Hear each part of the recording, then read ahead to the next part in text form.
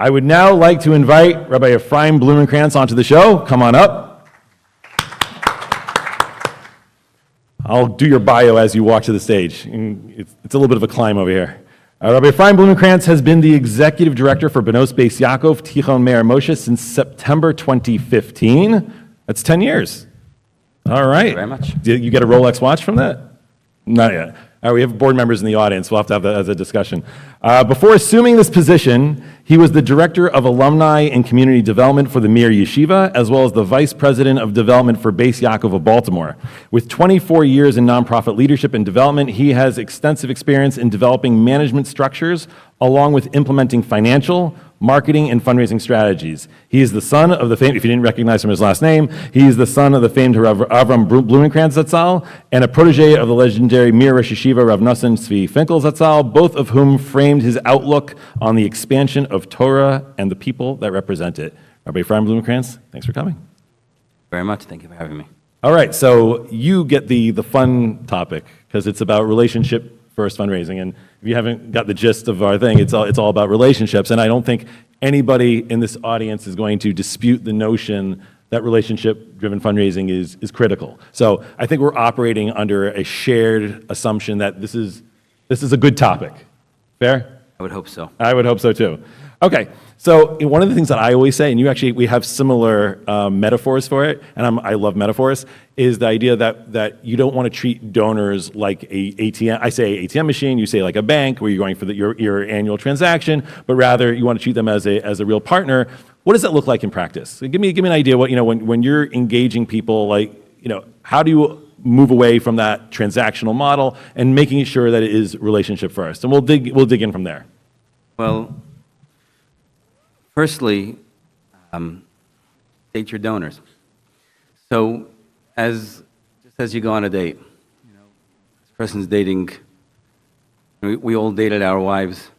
There's a process, and the process starts with being transparent, being real, being aware. And there's also a goal. I think that's the primary component here to building that relationship that you want to build. The goal is when you go into a prospective donor or an existing donor, we all need money. And everybody knows that, okay? We all need money. What's your goal when you walk in there? If your goal money, that breaks down a relationship, because that's an intermediary that gets in the way of your relationship. The goal is to build a relationship to have long-term effects on the donor's life as well as your maisid. Your chances of building an effective and long-term relationship become much greater. So the goal has to be to find compatibility between your donor that will be everlasting. Well, that would require you to, like you said at the beginning, know who you are. Because you can't, if you're dating, using the same analogy, if you're going to go out and date people and you don't have a clarity on what's important to you, your values and all that, then how can you go find someone who's a true speak a little bit about what you're bringing to the table and what the exercise looks like to get that understanding. So it's firstly being aware, like Jonah was saying, being aware of yourself. Okay? Know your strengths. And understanding your responsibility as well. And when you go there, don't think that you're out to get their money. You're out to build that relationship. And you talk to them about their world. Begin by talking to them about their world, understand their world, what their challenges might be.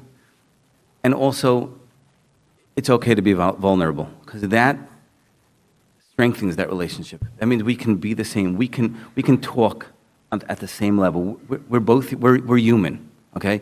But you have to. It's imperative that we look at our donors as humans. They're regular people. Doing that by way of having a conversation. The initial phone call should be very direct. You go into the donor being very honest with that goal in mind of building that relationship. They will appreciate that. So it's interesting, you talk about being vulnerable, And that's obviously very important. And we all have examples we might know where, especially in our personal lives, where if there's clearly a miscommunication with a spouse or a child, and you really work it through, you actually feel like you're at a better place than you were prior, right? You've worked it through, you're on a shared page.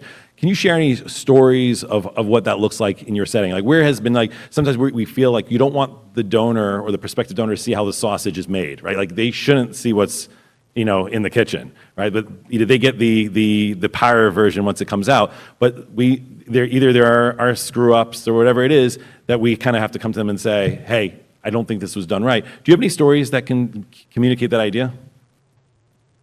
Sure. When we're all afraid that for a donor to tell us about something we're doing wrong in the school, because that sort of we're afraid that will tamper the relationship. Well, even on a more fundamental level, I would imagine it feels like a personal attack.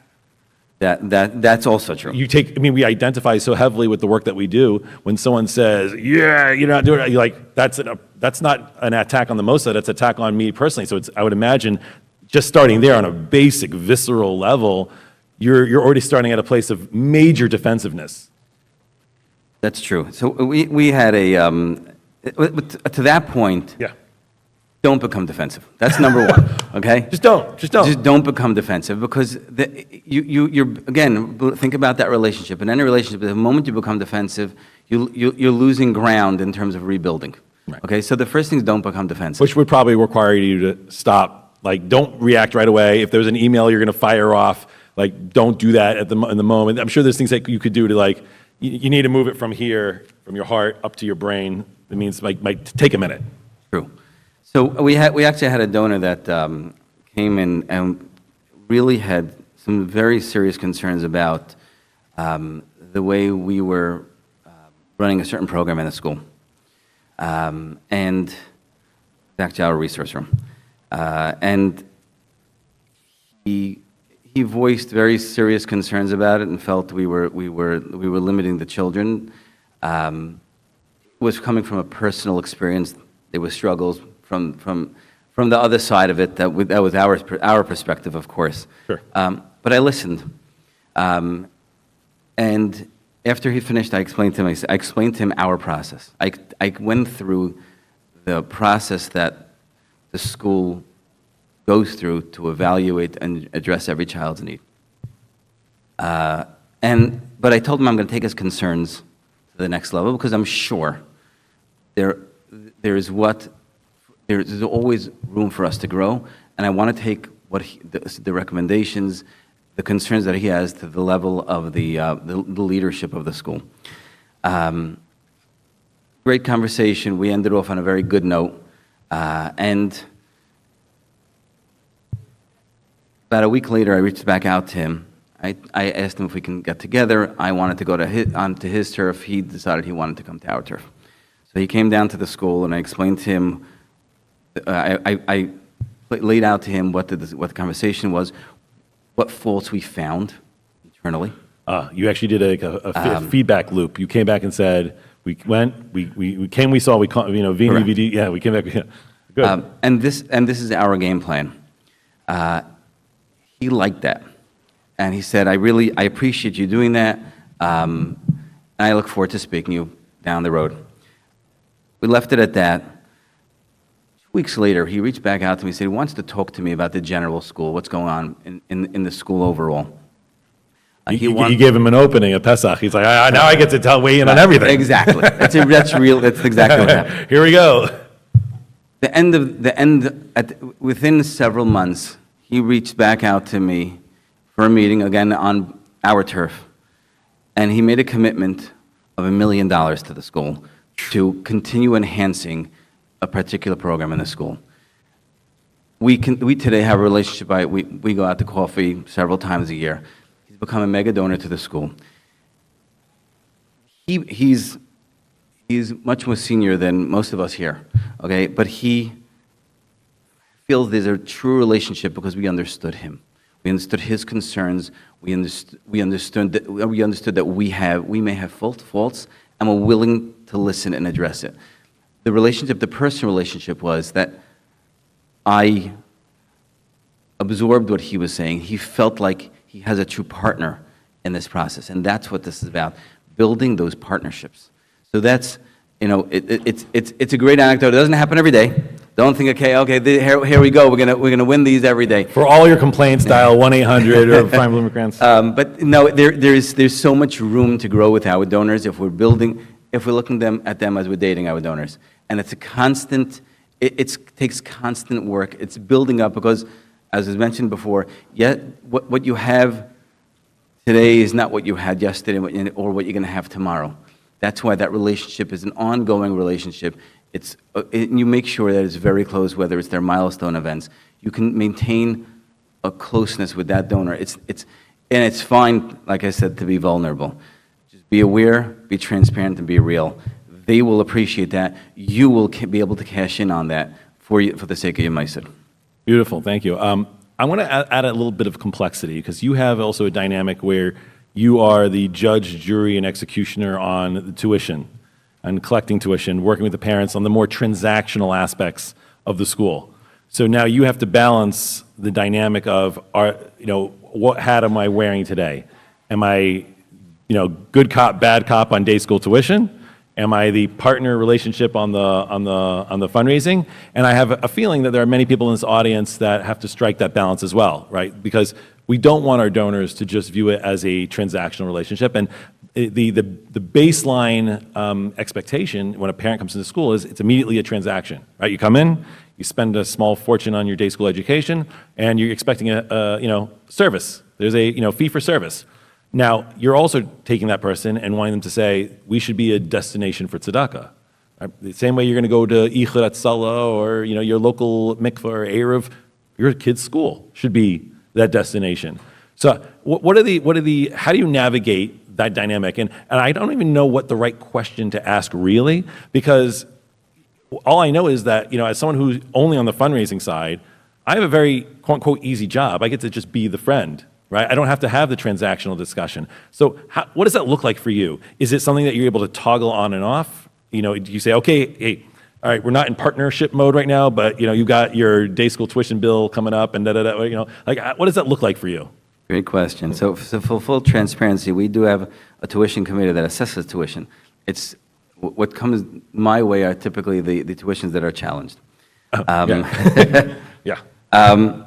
It's about transparency. I find that the relationship I have with people through that, we'll call it the quote unquote transactional relationship, enhances my ability to fundraise. It enhances the school's ability to connect with the people. Because when you share with your parents, even those that are challenged, that what tuition means, what it's all about, how it works, what the process is. Transparency, right? Where we sometimes actually make mistakes, right? You go through with them and give them the hashkafa of what tuition really means. It's not just a bill to pay. It's what are you getting from it, why it's different. I happen to have a very unique chinuch in tuition where, to share with you, when I was working for Mir Yeshiva, and the yeshiva had started charging tuition. It was very, very hard on the yeshiva initially, but the yeshiva Zatzal accepted the achrayas. They has to charge tuition. It was about a year in, and we were getting a lot of pushback because the average parent was saying, my kid doesn't eat in yeshiva, doesn't sleep in yeshiva, really just learns by a Rebbe that you're probably paying him $12,000 and he's got 500 guys in his year. So why are you charging me $10,000? And the yeshiva told me that, I asked Rashi, what do we respond? He responded that to learn in Mir Yeshiva means to learn in the environment called the Mir.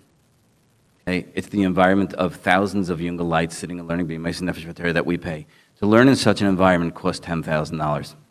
It's not, it's an experience. It's the value. It's the experience that, the complaint is I'm paying for someone else's tuition when I pay full tuition. It's not true. You're paying for the experience at your school. Your child is coming to a school where Bracha and Chaya or Aaron and David. Okay, David's not paying full. David's parents can't pay. Is paying $3,000, and you're paying $12,000. You want David in your son's class. You want Chaya in your daughter's class.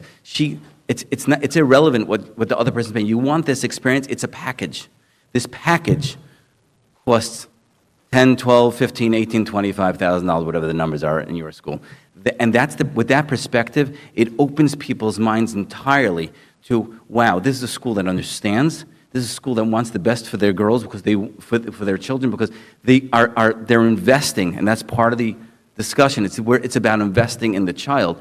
That's what we're doing every day. We're investing in those children, and every child is equal. Well, now it makes that connection much easier, because if it's about the value of the product that they're getting, and it's not just a transaction, it's about you're paying for this experience. Now it's easy to say, okay, I see how it cross-pollinates beautifully into a conversation about the future of the school, because you're talking about substance. You're not talking about just a fee for service. Correct. Okay, how many hours am I getting glorified babysitting for in school? Okay, that's what I'm paying for. No. It's that you're getting, as what Shiva said, you're getting that mere experience, and they're getting the Bnei Beis Yaakov experience in Far Rockaway, and that's something that is priceless. Right, and then you piggyback over that, like Jonah was saying, the individual becomes a friend, because now the chemistry is there. We're all in this together, and that person can become your greatest donor, which has happened. I want to ask one final question. It's kind of leading the witness, because this is something that I know that I really like that you do, is being able to work the dynamic of when you're meeting with people, you don't just meet with the husband, you meet with couples.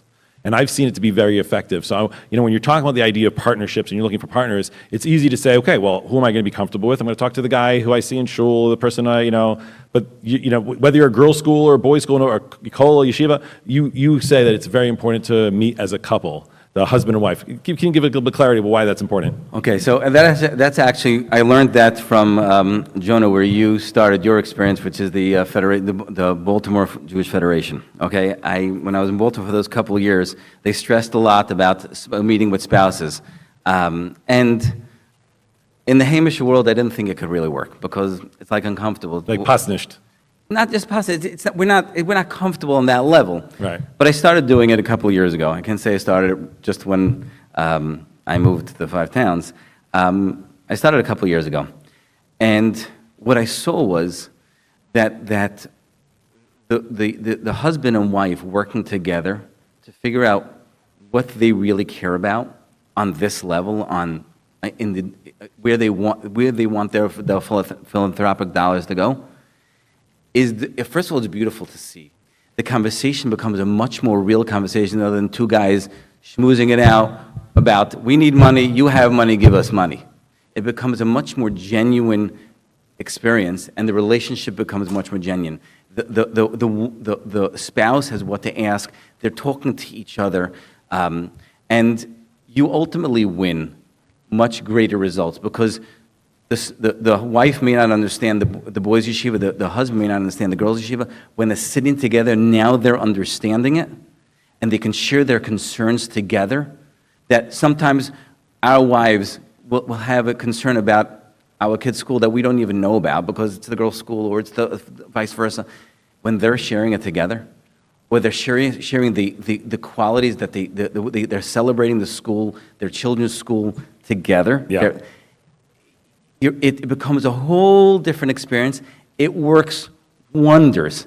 I can go example after example, time and time and again, how that experience of sitting with the husbands and wives and feeding off of each other, and that's your job, because you're being aware, you're absorbing what both of them are saying. And now you have that relationship becomes, now it's a family. Right. And also, just on a very basic level, I don't know how many solicitations you've been in, but I've been in many scenarios where you come out of a meeting with one of the spouses, and then it gets sabotaged behind the scene because the other person's like, that's not really my priority. Right. I'm not even in the room. I don't get a chance to defend myself, or where when all the power and the feelings and all the emotions you're having those conversations in the room. Now they're relegating it, they're husbands at the gas station pump doing this and saying, oh, I met with Rabbi Blumenkrantz and blah blah blah blah blah. No. We don't want to have that kind of conversation where you want to be able to be in the room. So on a very basic level, you get to kind of be involved in the narrative, and then of course, in a much deeper level, you're part of that kind of partnership experience as they hash out what they want for the future. Sure, and I will say something else. It's very empowering for the couple. It's fascinating to watch it happen. It's extremely empowering. They really feel that now they're doing something together, they're investing together. There are times that it doesn't work. I'm not going to say it's always foolproof, but it's very, very empowering to see that. I had just a quick example. I had just a couple of months ago, I went to a donor that was giving $3,600 a year, and I felt that there is a lot more to be gotten, and I wasn't really, the needle wasn't moving. And I met with both of them. It was the first time meeting with husband and wife. I actually knew the wife separately, but she happened, a very vocal woman. So we sat together, and in the course of the conversation, I was learning more about what she liked, okay, what she appreciated about the school, her admiration for particular teachers, and I was able to pivot the conversation in a certain direction. That my ask was $18,000. He turned white. And oh no, what are you doing? What are you doing? She's staring at me. And looks at him and she says, David, what do you think? He says, I'm not so sure about this. I have to think about it. Anyway, he's quiet for about another 30 seconds. He says, I'm going to do this. First of all, kol hakavod that you didn't interrupt him, because that silence probably felt like great hours. Great point. No, let it play out. The longest last 30 seconds. 30 seconds is a long time. I thought you were going to say like 5 seconds. Even 5 seconds was like 3 hours. Wow. Okay. As I'm walking to the door, he tells me, Rabbi, she was kicking me under the table. By the way, that turned into a real relationship. It's just in the last few months, if I tell you certain things that transpired in our relationship, it shows that we would be remiss to say that when someone does stretch something beyond a no-think gift, there's a rewiring in the brain. They're like, okay, now I am a supporter of yours. I'm giving to you. There's an aspect of, right, ahava, is love, is to give. And the moment someone stretches to something like, oh, this hurts a little bit, now it's like, okay, well, like a little bit of confirmation bias, right? If I give to them this kind of money, then I must like them, I must love them. So that does reinforce that behavior. It doesn't burn the equity. Sometimes we're worried, like, oh, if I ask them for a stretch gift, they might be really mad at me. I've never been in a solicitation where they get mad at you. They might feel disappointed, like, oh, I'm not in a position to give that kind of gift. I'm so sorry. That's usually how it is. It's kind of disappointment, or they laugh, like, oh, like you're barking up the wrong tree. That's not the type of player I'm at.